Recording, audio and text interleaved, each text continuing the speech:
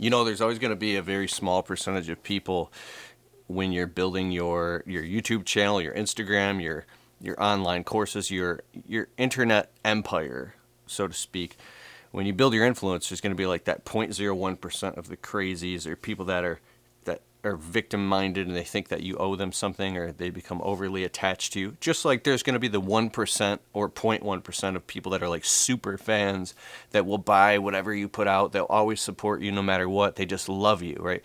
Well, on the other end of that spectrum, there's people that are, these people can make your life harder, and you have to become desensitized to it.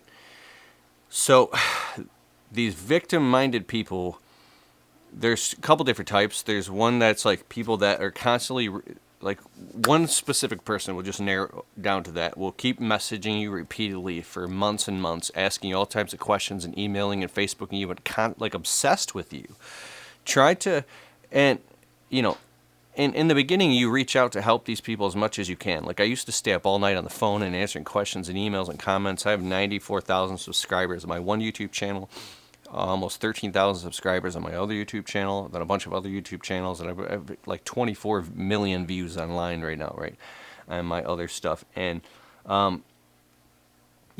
when you have your wife literally starting to throw the D word around because you spend so much time helping all these other people who don't live in your household, they're not contributing to your household, and you just want to help them, but you're not spending time with your own family. At a certain point, you've got to start creating levels of and lines of boundaries and drawing your line in the sand. But here's one way to qualify these people.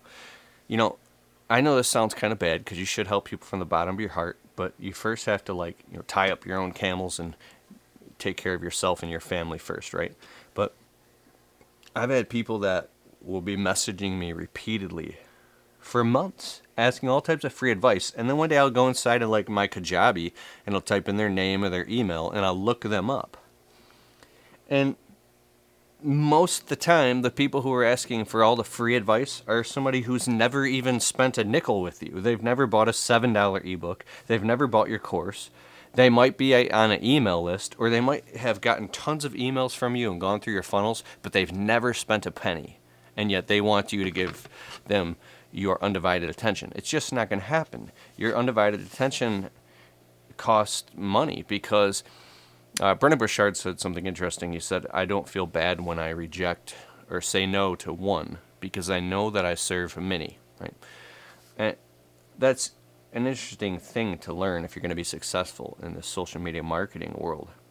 The other one is, I had someone just messaging me the other day, like out openly blasting me on the internet in the comments section, saying like I should reach out to the people that have been there for me, and that I'm basically being selfish and don't care. And I'm like, he's talking about himself. So I go and I do some research and I look, and this guy sends me tons of personal messages, and he wants a favor from me, and he says, I've bought your stuff and this and that, and like, you owe me, basically, is what he's saying. I follow you, I supported you, and I bought your stuff, therefore you owe me. He's pulling like this guilt victim trigger thing, and I'm like, I'm sure he's a great guy. I totally get it, right?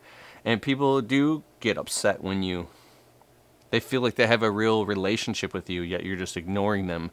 And that's my buddy Coach Rob, he's an NLP certified neurolinguistic hypnotherapy master, private mastery coach. Like this guy he talks about things like this. Like, it's funny when I just said that I lost my train of thought, but this is really important.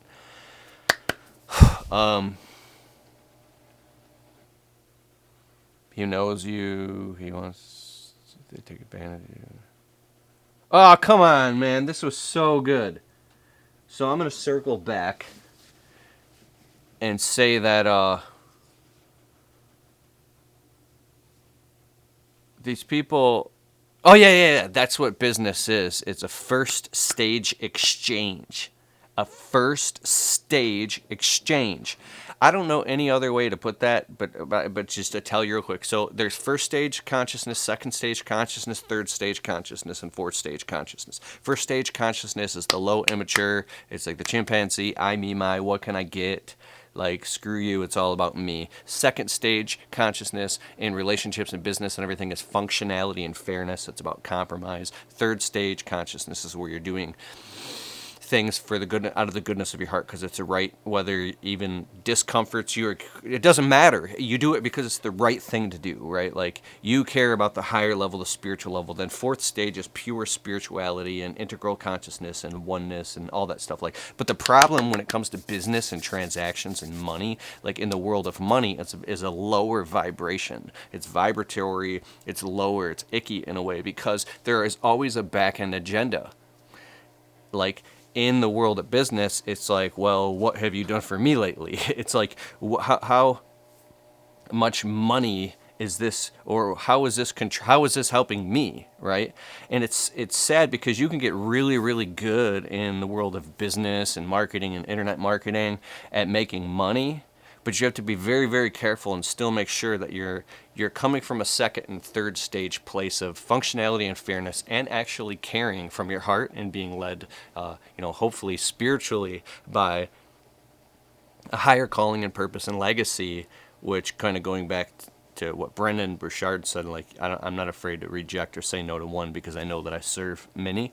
So you have to really put things into perspective when you say no to people or when you reject people or do it in a kind of way. Like my buddy Hatch is a rapper, and he said something interesting to me, like, because I have people reaching out to me on social media. They want me to share this GoFundMe thing and this campaign and help this person do this and donate to that and put this, and like I could literally turn my entire channel into just doing that, and it hurts my heart so bad because I want to help all these things, but it's like I'm not saying celebrities are the type of people you should look up to, but he's like, Hatch was like, well, do you see like these famous celebrities sharing stuff all over their social media and doing all this for everybody else? Like they keep their mission the main thing, and it's like, that sounds so horrible but you from the outside, if you're not in that position of having a huge audience, you could look at somebody else and say, oh, you are a piece of crap. You should be doing that just because you're in this position of authority and you have you should be helping everybody. Okay, to what extent?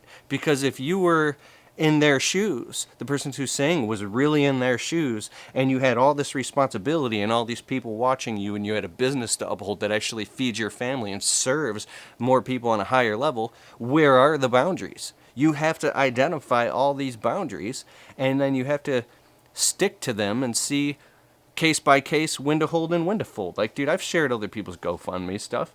There's a guy that I really, he's like my hero. This kid was... He's in a wheelchair, basically. And I was promoting his stuff all over social media. I mean, I totally look up to this guy because his attitude is... He has such a great attitude, and he's in a wheelchair. And I really like... It blows me away. It puts me in a place of gratitude, and it's a great perspective. But I mean... But anyways, that's the icky thing about this, is you have to say no to people when you don't want to. You don't have to. You can do whatever you want. But I'm saying... If you got to keep the main thing, right? And you got to stay on task and stay focused, right? It sounds like crappy advice from a third stage perspective. So anyways, back to the point. Here's the main underlying tone of what I wanted to say. So this guy messaged me and he says, basically, I want you to do me these favors because I bought your material and I support you. So you're telling me my fucking material's worthless? That's really what you're telling me. Oh, so you bought my stuff. You just donated money to me because you were trying to manipulate a friendship out of me? You're saying that my material doesn't have value, that it wasn't at least an even exchange? Because I know for a fact the material that I sell on my website is 10 times the amount of value what I sell it for. My little $7 ebook or my $19 ebook, my little $37 course has literally changed people's lives and helped them get their businesses off the ground. Like, I put my heart and soul in this stuff. I've held my own life back, my own marriage and my own family and my own procreating and having children, just so I could put my heart out there and help all these people on the internet that I don't even know and I don't owe anything to, but I do it out about the goodness of my heart because I really went through all that shit in my own life, my own struggling. My mother, I say this in perspective. I don't say it from a victim thing, right? But my mom died of a heroin overdose. We've slept in cars. I lived in 34 different homes. I've slept on couches. I had a hard upbringing at times in my life, so I know what it feels like to go through all the hard shit, the psycho-emotional issues, the baggage, the little traumas that I've spent years of my own personal development working through, and I've become obsessed with personal development, and I realized that God gave me a gift to help people who aren't where I'm at yet, where I was, and help them create bridges through the power of the internet and help these people. And if I got to charge $37 for an ebook to keep the money sustains the message, right? If you do everything for free, you're going to go out of business and you're not going to be able to help anybody. In the world that we live in, you got to make money in order to make it work, or it's not going to work, right? But what I'm saying is the stuff I put out is very valuable, and some guy's saying to me that I owe him because you bought my stuff. You don't think that you already got your value in it? That's like saying you hire a contractor to cut your lawn. You pay him $30 and he cuts your lawn, a lawn care guy, right? And then you come out and say, well, you owe me. I need you to go pick me up some groceries or help me tow my car or go in my garage and fix something. Or you owe me lunch. He was like, what? You paid me and I cut your lawn. What do you mean I owe you lunch? Like, get the hell out of here. They would leave, they wouldn't, it's unacceptable. That doesn't even make any sense. So, I could paint a bunch of different examples of that. So, because, if you walk into a store and you buy something and you get the thing you bought, there's the value exchange right there. That's the transaction. But then just because you went in there and you bought something, they owe you now?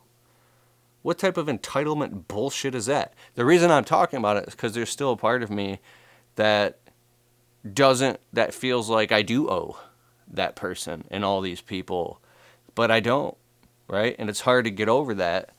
And I think that these are stemming from unworthiness issues and scarcity mentality stuff from my own childhood. Like, I'm afraid to be the person who has the wealth and all the good things and have this very wealthy life. Yet others don't, and I'm rejecting them for reaching out wanting free shit from me. It's really easy, really interesting to me how people will swim and drown to death, yet you get sick and tired of drowning in your own life. So you go get some fucking wood and you create, you build your own raft, right? And you've blood, sweat, and tears while drowning and taking care of other people. You build your own fucking boat. And you're still building your boat. Like, you still got like half your body in the water. Like, you're still swimming your ass off. And just because you put your effort in to build a boat, other people are entitled saying you should let them on your boat because they're too fucking lazy or don't know how to figure out. And I'm not talking about this one person that said that. I'm just going off on a tangent now. But now you owe them? Like, I'm not Jesus. I'm not, Jesus is over there, dude. Jesus is everywhere. Like, you can accept, what I'm saying? Like, I look up to Jesus because he was what I mean is, I'm not trying to push my beliefs on you, but I really look up to this Jesus dude because this is a dude who was beaten and whipped, and they put him up on a cross and they killed his ass. And the whole time he was still loving and giving and forgiving and saying that he loves all of these people no matter what. And he giving them knowledge and wisdom and advice. And it was but anyways, why do I owe you? Now, I can understand if, you were given some special talents and gifts to generate wealth and abundance very less effortless than most people, but I know I wasn't. I know I grew up with, ADD and OCD, and I have all types of weird nervous twitches, my mind and my emotions are going insane. It's very hard just for me to get to the point where I can set up a camera and make a video. I go through all types of weird psycho-emotional, confusion and suffering every day as far as getting out of fear and out of scarcity, constantly afraid that any moment someone's going to pull the rug out, or like something horrible is going to happen and my life is going to be in chaos. I cannot fucking accept the fact that my life is going good and smooth, and that I have money coming in, I have successful businesses, and I have a nice couch, and I have a studio, and my dreams are all coming true. I can't fucking accept this. These are my dreams happening right now. I can't accept it. But anyways, that's my video. Inside of the mind of somebody who does what we do.